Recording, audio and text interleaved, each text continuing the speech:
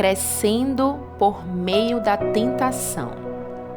Feliz é o homem que não cede e não pratica o mal quando é tentado, porque depois receberá como recompensa a coroa da vida que Deus prometeu àqueles que o amam. Tiago, capítulo 1, versículo 12. Minhas tentações têm sido minhas mestras em teologia. Martinho Lutero. Toda tentação é uma oportunidade para fazer o bem. No caminho do amadurecimento espiritual, cada tentação se torna um degrau, ao invés de uma pedra de tropeço. Quando você se dá conta de que é uma oportunidade tanto para fazer a coisa certa quanto a errada. A tentação apenas apresenta uma escolha. Embora a tentação seja a principal arma de Satanás para a destruição, Deus quer utilizá-la para fortificar você. Toda vez que você escolhe fazer o bem ao invés de pecar, está desenvolvendo o caráter de Cristo. Para compreender isso, você deve primeiro identificar as qualidades do caráter de Jesus. Uma das mais sucintas descrições de seu caráter são o fruto do Espírito, mansidão e domínio próprio. E aqui não há conflito algum com as leis judaicas. Essas 9 qualidades são uma expansão do grande mandamento e fazem uma bela descrição de Jesus Cristo. Jesus é a perfeição do amor, da alegria, da paciência e de todos os outros frutos encarnados em uma única pessoa. Ter o fruto do Espírito Santo é ser semelhante a Cristo. Como então o Espírito Santo produz em sua vida esse fruto com 9 qualidades? Ele os cria instantaneamente? Será que algum dia, ao se levantar pela manhã, você será repentinamente preenchido de forma plena por essas características? Não. O fruto sempre se desenvolve e amadurece lentamente. A próxima frase é uma das mais importantes verdades espirituais que você pode aprender. Deus desenvolve o fruto do Espírito em sua vida, permitindo que você passe por situações nas quais é tentado a exteriorizar uma característica exatamente oposta. O desenvolvimento do caráter sempre envolve uma escolha e a tentação supre a oportunidade. Por exemplo, Deus nos ensina a amar, pondo pessoas desagradáveis ao nosso redor. Amar pessoas agradáveis que ainda por cima nos amam não exige nenhum caráter. Deus nos ensina a verdadeira alegria no meio da aflição, quando nos voltamos para Ele. A felicidade depende de circunstâncias externas, mas a alegria se baseia no seu relacionamento com Deus. Deus faz a verdadeira paz desabrochar dentro de nós, não fazendo que tudo saia como planejamos, mas permitindo períodos de caos e confusão. Qualquer um pode ficar tranquilo observando um belo pôr do sol ou relaxando durante as férias. Aprendemos a verdadeira paz quando optamos por confiar em Deus em situações nas quais somos tentados a ficar preocupados ou temerosos. Da mesma forma, a paciência é cultivada em situações nas quais somos forçados a esperar, enfrentando a tentação de nos revoltar por causa de nosso pavio curto. Deus utiliza a situação oposta de cada aspecto do fruto para nos permitir fazer uma escolha. Você não pode afirmar que é bom se jamais foi tentado a ser mal. Não pode se dizer fiel se nunca teve a oportunidade de ser infiel. A integridade é construída ao se derrotar a tentação da desonestidade. A humildade cresce quando nos recusamos a ser arrogantes e a resistência se desenvolve toda vez que resistimos à tentação de desistir. Cada vez que você derrota uma tentação, torna-se mais semelhante a Jesus. Como a tentação funciona? É útil saber que Satanás é absolutamente previsível. Ele tem usado a mesma estratégia, bem como velhos truques, desde a criação. Todas as tentações seguem o mesmo padrão. Foi por isso que Paulo falou: somos bem familiarizados com seus esquemas malignos. Na Bíblia, aprendemos que a tentação segue um processo de 4 fases que Satanás usou tanto em Adão e Eva quanto em Jesus. Na primeira fase, Satanás identifica um desejo dentro de você. Pode ser um anseio pecaminoso, como o desejo de vingança ou de controlar os outros. Pode ser um anseio anormal, ou talvez normal, legítimo, como o desejo de ser amado, valorizado, de sentir prazer. A tentação começa quando Satanás sugere, com um pensamento, que você ceda a um desejo maléfico ou realize um desejo legítimo da forma errada ou na hora errada. Tome cuidado com atalhos. Frequentemente, são tentações.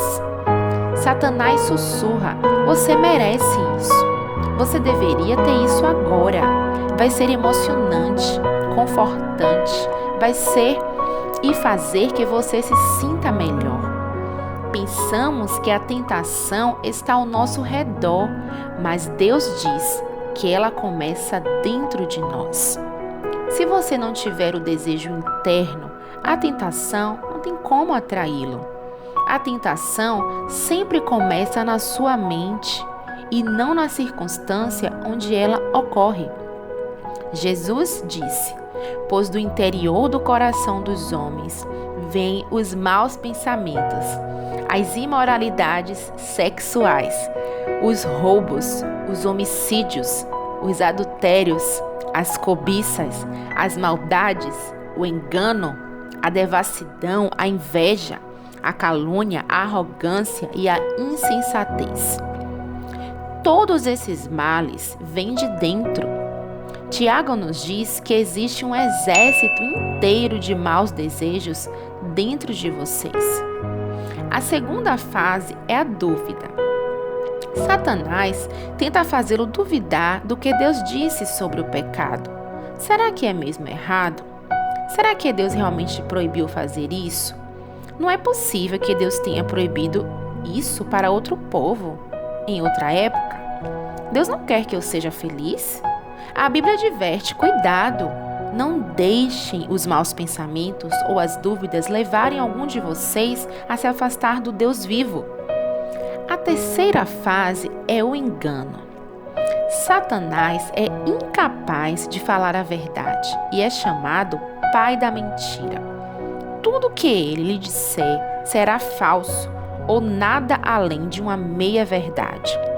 Satanás oferece a mentira para substituir o que Deus já disse em sua palavra.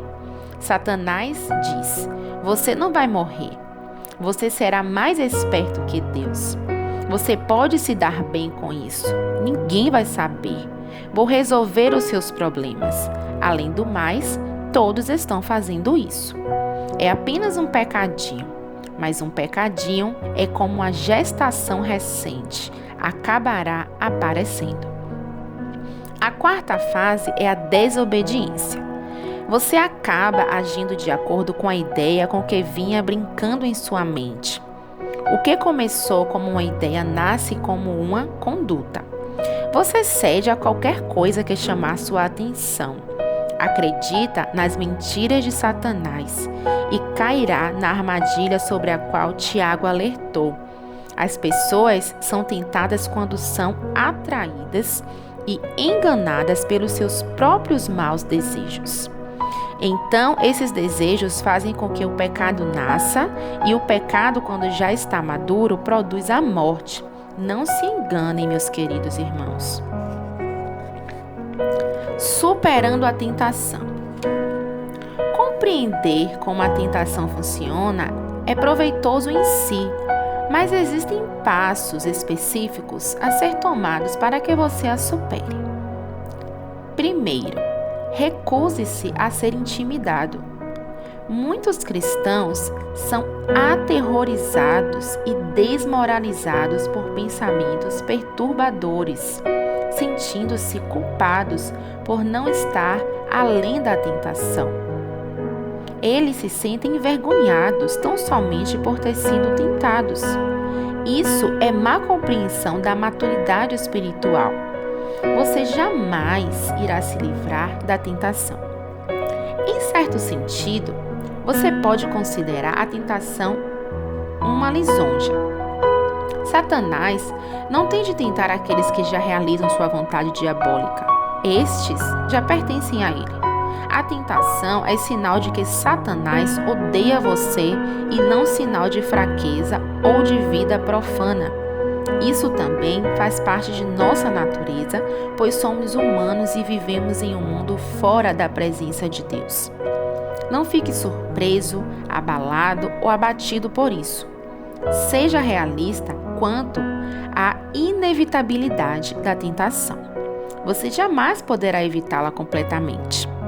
A Bíblia diz, quando uma tentação vier, e não se uma tentação vier. Paulo orienta, as tentações que vocês têm de enfrentar são as mesmas que os outros enfrentam. Ser tentado não é pecado. Jesus foi tentado, embora nunca tenha pecado. A tentação só se torna pecado quando você cede. Martinho Lutero disse: você não pode impedir que os pássaros voem sobre sua cabeça, mas pode impedi-los de fazer ninho nela. Você não pode impedir o diabo de sugerir pensamentos, mas pode escolher não mantê-los ou agir segundo eles.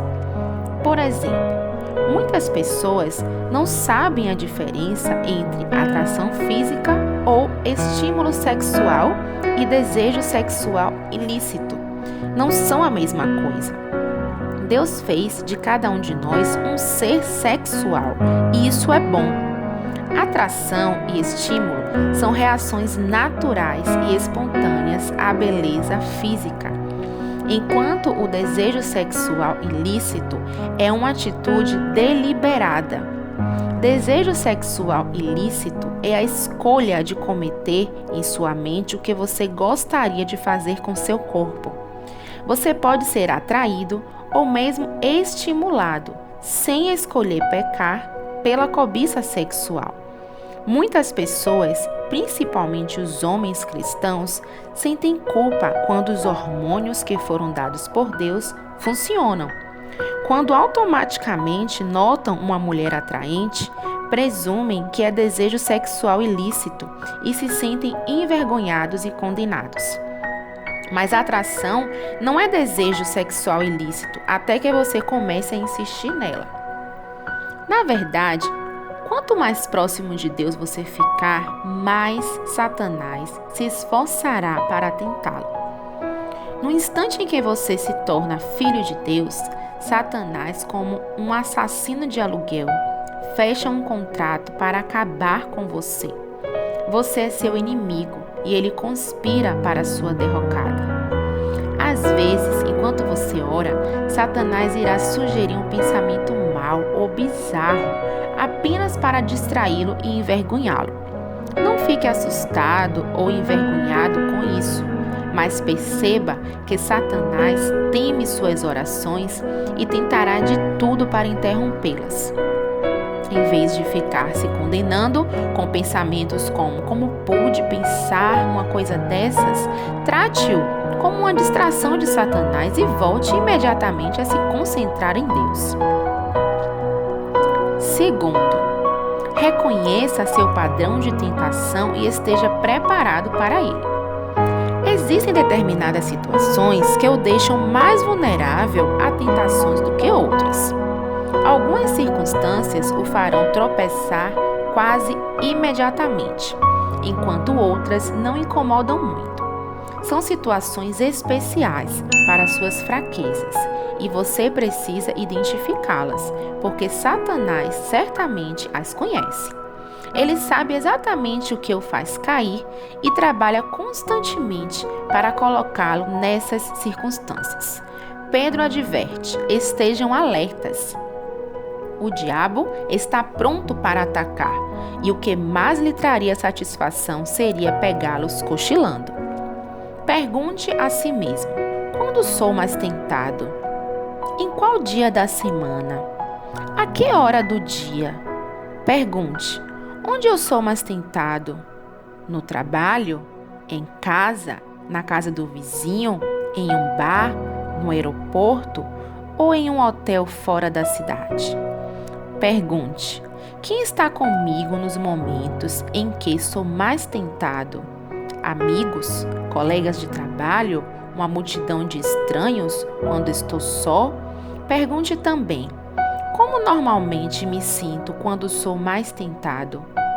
Pode ser quando você está cansado, solitário, entediado, deprimido ou sob pressão.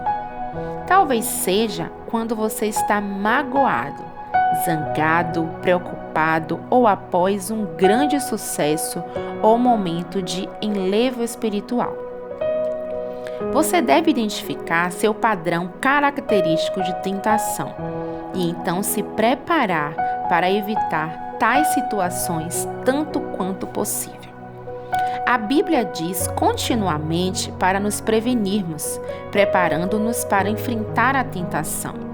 Paulo disse: não deem ao diabo oportunidade para tentar vocês. O planejamento sensato reduz a tentação. Siga o conselho de Provérbios. Pense bem no que você vai fazer e todos os seus planos darão certo. O povo de Deus evita os maus caminhos e se protege, observando o lugar por onde vai. Terceiro, peça ajuda a Deus. O céu tem uma linha direta para emergências 24 horas por dia. Deus quer que você peça a sua ajuda quando a tentação estiver muito forte. Ele diz: clame a mim no dia da angústia, eu o livrarei e você me honrará. Eu chamo isso de oração de micro-ondas, porque é rápida e objetiva. Socorro! SOS! Quando bate a tentação, você não tem tempo para uma conversa longa com Deus. Você simplesmente clama por socorro. Davi, Daniel, Pedro, Paulo e milhões de outros fizeram esse tipo de oração instantânea por ajuda na aflição.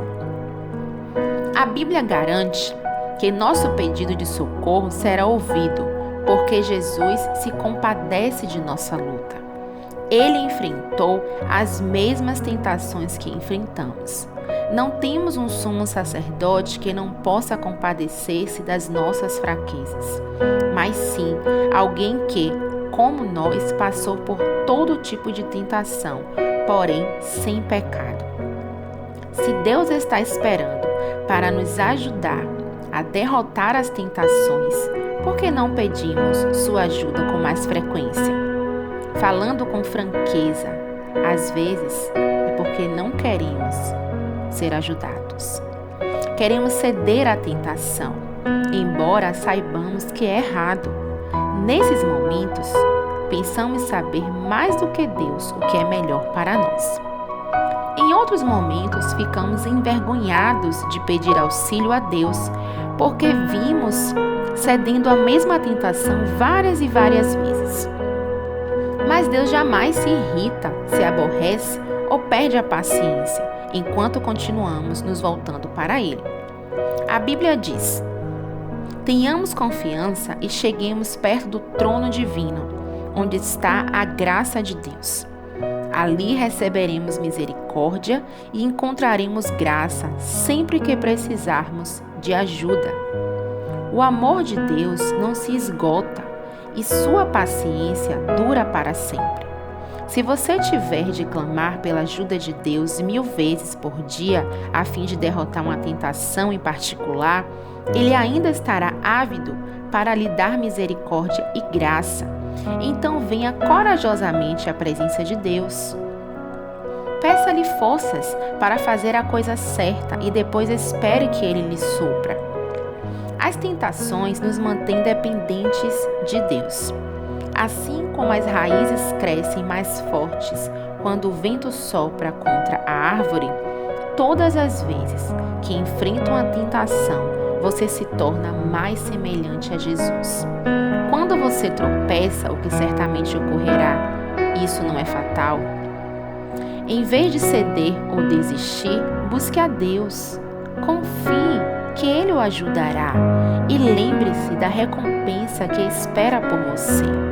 Quando as pessoas são tentadas e ainda continuam fortes, devem ficar felizes. Depois de provada a sua fé, Deus as recompensará com vida para sempre. Um tema para reflexão. Toda tentação é uma oportunidade para fazer o bem. Um versículo para memorizar. Deus abençoa os que pacientemente suportam a provação. No final, receberão a coroa da vida que Deus prometeu aos que o amam. Tiago, capítulo 1, versículo 12. Uma pergunta para meditar.